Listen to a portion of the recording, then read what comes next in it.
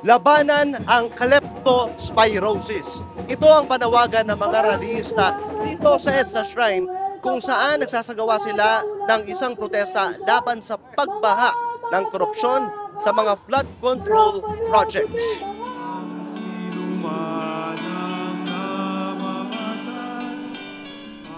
Nagsimula ang protesta sa isang misa sa loob ng EDSA Shrine. Pinangunahan ito ni Father Robert Reyes, isang activist priest. Tingnan muna natin ang dapat tingnan, ang ating sarili. Si Diskaya lang ba? Ang mga kontraktor lang ba? Ang DPWH lang ba? Ang mga kongreso o senado lang ba? Diskaya sila? O may diskaya tayong lahat?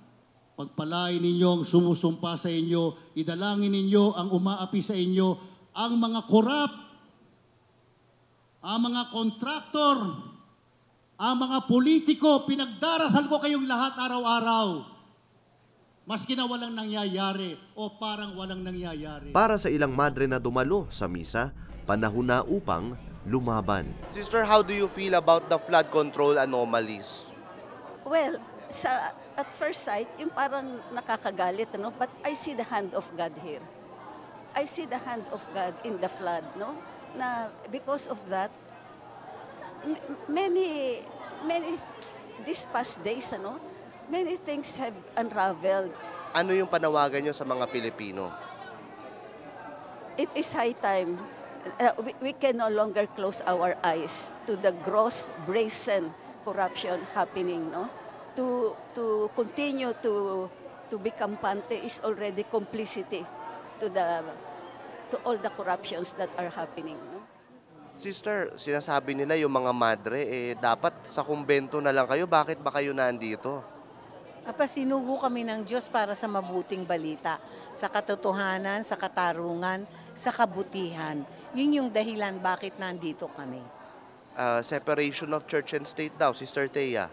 Ang pinag-uusapan natin ay pananampalataya.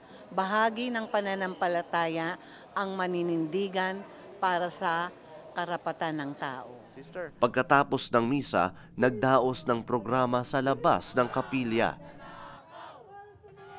Kadiring kurakot! Sukuin panagutin! Huwag nakawin! Diskaya, diskaya! Ilabas mo pa! Panawagan nila isang independent investigation at mas malalaking pagkilos. Sumpuin panagutin! Kadiring kurakot! Sumpuin panagutin! Kadiring kurakot!